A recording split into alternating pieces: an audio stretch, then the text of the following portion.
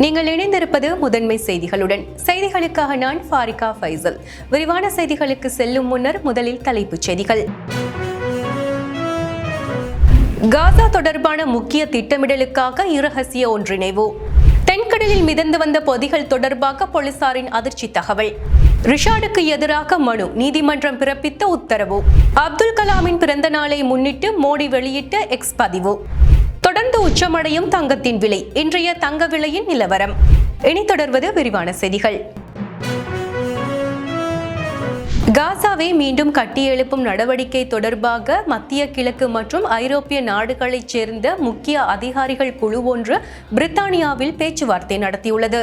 குறித்த சந்திப்பில் உலகளாவிய முன்னணி நிதி நிறுவனங்களும் கலந்து கொண்டுள்ளதாக சர்வதேச செய்திகள் தெரிவிக்கின்றன. அத்துடன் எகிப்தில் நடைபெற்ற இஸ்ரேல் மற்றும் ஹமாஸ் அமைதி மாநாட்டில் அமெரிக்கா ஜனாதிபதி டொனால்ட் ட்ரம்ப் உள்ளிட்ட உலகின் முதன்மையான தலைவர்கள் பலர் கலந்து கொண்டு ஒப்பந்தத்தில் கையொப்பமிட்டுள்ளனர். இந்நிலையில் பிரித்தானியாவின் வெளிவிவகார அமைச்சகம் மத்திய கிழக்கு மற்றும் ஐரோப்பிய நாடுகளின் முதன்மையான அதிகாரிகளை இரகசியமாக ஒன்றிணைத்துள்ளதாக தெரிவிக்கப்படுகின்றது. கடந்த ஞாயிற்றுக்கிழமை தொடங்கி 3 நாட்கள் நீடித்த இந்த மாநாட்டின் நோக்கமானது காசாவிற்கான முக்கிய திட்டமிடல் மற்றும் ஒருங்கிணைப்பு முயற்சிகளை தொடங்குவதாகும். இஸ்ரேல் தாக்குதலினால் காசாவில் தரைமட்டமாகியுள்ள கட்டிடங்களில் இடிபாடுகளை அகற்றுதல், குடியிருப்புகளை கட்டியெழுப்புதல், உள்கட்டமைப்புகளை உருவாக்குதல், கல்வி மற்றும் சுகாதார பராமரிப்புக்கான அணுகலை மீட்டெடுப்பது உள்ளிட்ட முதன்மையான இலக்குகளை விவாதிக்க உள்ளதாக துணை வெளிவிவகார அமைச்சர் ஹமிஷ் பால்கனர் தெரிவித்துள்ளார். அத்துடன் முன்னெடுக்கப் போகும் பணியின் அளவு, அது எவ்வளவு அவசரமானது, எவ்வளவு சிக்கலானது என்பதையும், எத்தனை ஆண்டுகளாகும், பல பில்லியன் தொகை செலவாகும் என்பதும் அறிந்துள்ளதாக அமைச்சர் பால்கனர் தெரிவித்துள்ளார். இந்த சந்திப்பில் ஜோர்டான், சவுதி அரேபியா, ஜெர்மனி மற்றும் இத்தாலி போன்ற நாடுகளின் முதன்மையான அதிகாரிகளுடன் பலஸ்தீன ஆணையகமும் கலந்து கொண்டுள்ளது.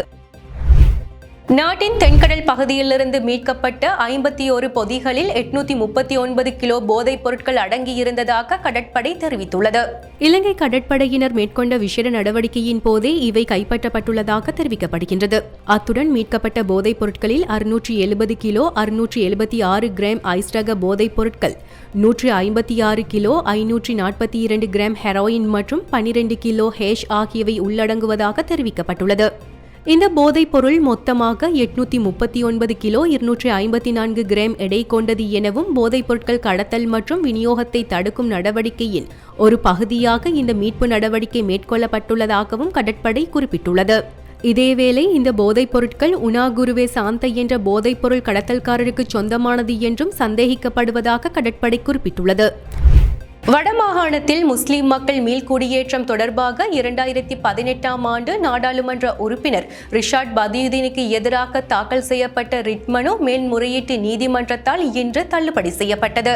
நாகலந்த கொடிதுவக்கு மற்றும் மலிந்த செனவிரத்தின ஆகியோரால் ரிஷாட் பதியுதீனுக்கு எதிராக இந்த ரிட் மனு தாக்கல் செய்யப்பட்டது. அத்துடன் 7 ஆண்டுகளாக நீதிமன்றத்தில் நிலுவையில் இருந்த இந்த வழக்கில் பலமுறை நீதிமன்ற உத்தரவுகள் வழங்கப்பட்ட போதிலும் வழக்கு தாக்கல் செய்தவர்கள் நடைமுறைப்படி வழக்கை முன்னெடுக்க தவறியதால் தீர்ப்பின்றி இவ்வழக்கு நீடித்தது. இந்நிலையில் இந்த வழக்கிற்கு சட்ட அடிப்படை எதுவும் இல்லை என்றும், உண்மையான சட்ட காரணங்களுக்காக அல்லாமல் ஊடக கவனத்தை பெறுவதற்காகவே தொடரப்பட்டது என்றும் முன்னாள் அமைச்சரும் நாடாளுமன்ற உறுப்பினருமான ரிஷாட் பதியுதீனின் சட்டத்தரணி ஹிஜாஸ் ஹிஸ்புல்லா நீதிமன்றத்தில் வாதிட்டார். மேலும் மனுதாரர்கள் தொடர்ந்து வழக்கை முன்னெடுக்க தவறியதால் வழக்கை தள்ளுபடி செய்ய வேண்டும் என்றும் அவர் கோரியிருந்த நிலையில் அதற்கிணங்க இன்று மேல்முறையீட்டு நீதிமன்றம் இந்த ரிட் மனுவை தள்ளுபடி செய்தது. நீண்ட நாட்களாக நாடாளுமன்ற உறுப்பினர் ரிஷாட் பதியுதீனுக்கு எதிராக எழுந்த இந்த குற்றச்சாட்டு மூலம் அவர் மீது இனவாத அரசியல் மேற்கொள்ளப்பட்டதுடன் வடக்கு மக்களின் மீள் குடியேற்றத்திற்கு எதிராகவும் பல்வேறு இனவாத செயற்பாடுகளும் முன்னெடுக்கப்பட்டிருந்தமையும் குறிப்பிடத்தக்கது.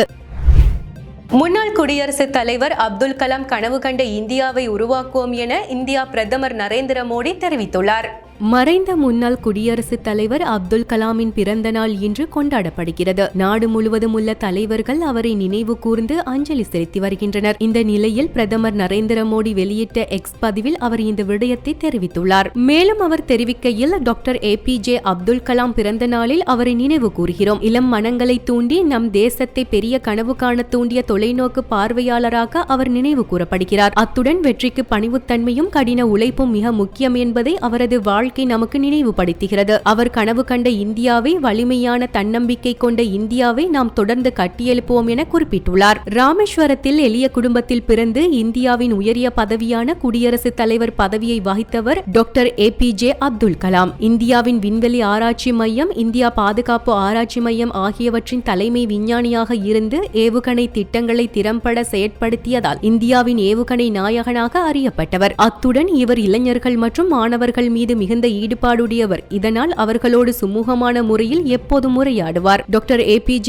அப்துல் கலாம் அவரின் கருத்துக்களால் இன்னும் வாழ்கிறார். நாட்டில் தங்கத்தின் விலையானது நேற்றைய தினத்துடன் ஒப்பிடுகையில் இன்றைய தினம் 5000 ரூபாவால் அதிகரித்துள்ளது.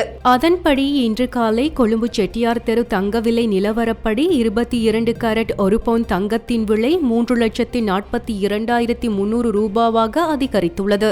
நேற்றைய தினம் 22 கேரட் 1 பவுண்ட் தங்கத்தின் விலை 3,37,600 ரூபாயாக காணப்பட்டது. இதேவேளை நேற்று 3,65,000 ரூபாயாக இருந்த 24 கேரட் 1 பவுண்ட் தங்கத்தின் விலை இன்று 3,70,000 ரூபாயாக அதிகரித்துள்ளது. எதிர்வரும் சில தினங்களில் தீபாவளி பண்டிகையை முன்னிட்டு தங்கத்தின் விலை மேலும் அதிகரிக்க வாய்ப்புள்ளதாக தங்க நகை வியாபாரிகள் சுட்டிக்காட்டியுள்ளமையும் குறிப்பிடத்தக்கது.